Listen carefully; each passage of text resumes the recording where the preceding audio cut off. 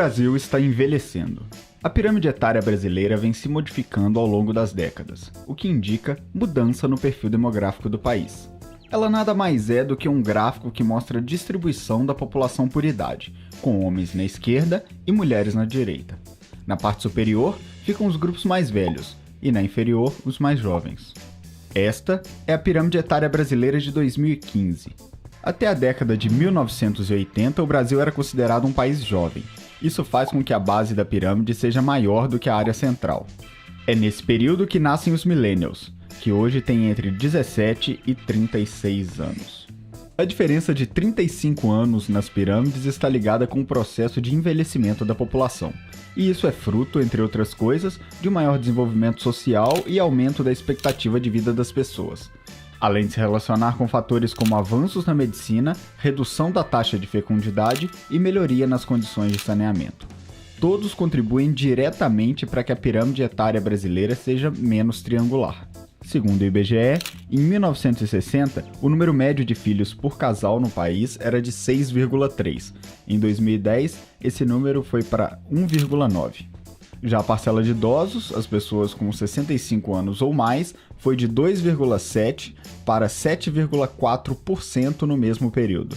E esse é um processo que mantém a mesma tendência. Veja, essa aqui é a previsão da pirâmide etária brasileira para 2050. O aumento na parte superior e a redução da inferior indicam uma sociedade ainda mais envelhecida.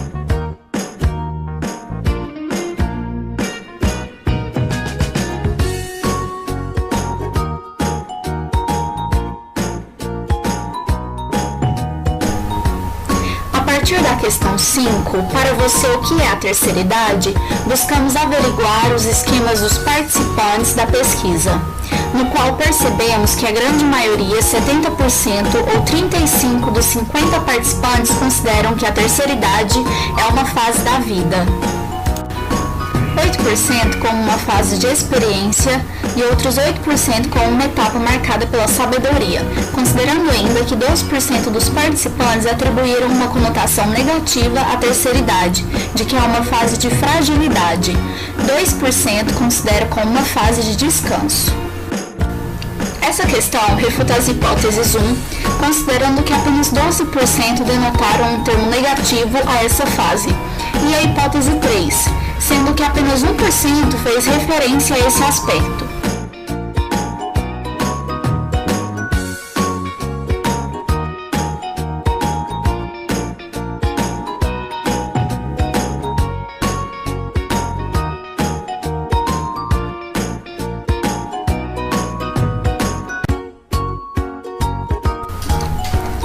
Observamos que 40% dos participantes, ou 80%, consideram que as demais pessoas veem o idoso de uma maneira negativa.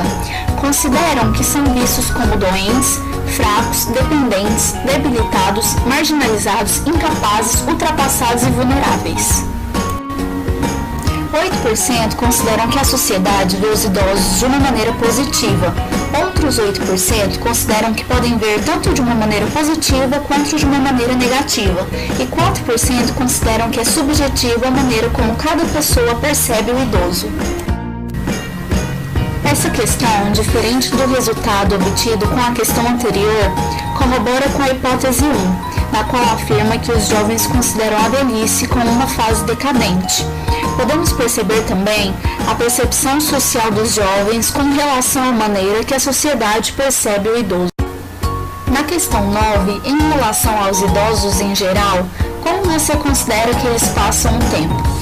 66% dos participantes consideram que os idosos realizam diversas funções, considerando ainda que apenas 6% citaram que ficam dormindo ou sem fazer nada. Assim como a questão anterior, a questão 10, quanto ao trabalho remunerado, você acredita que os idosos o realizam?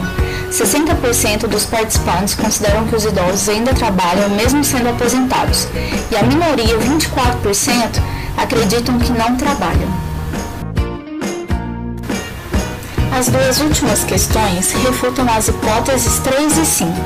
Na hipótese 3, afirmava que para os jovens, a terceira idade é uma fase de descanso, pois já são aposentados. E a hipótese 5 afirmava que para os jovens, os idosos não são produtivos. A questão 11, em relação aos gastos, o que considera ser o maior consumo dos idosos? 72% consideram ser com remédios, 10% com alimentos, 14% com outros produtos e 4% não opinaram. Esses dados refutam a hipótese 4. Os idosos não são considerados consumidores ativos. Na questão 12, você considera que é possível ser realmente feliz na terceira idade? Por quê? 98% consideram que é possível ser feliz na terceira idade. Essa questão não corrobora com a hipótese 2, na qual deduzimos que os jovens não acham que é possível haver felicidade na terceira idade.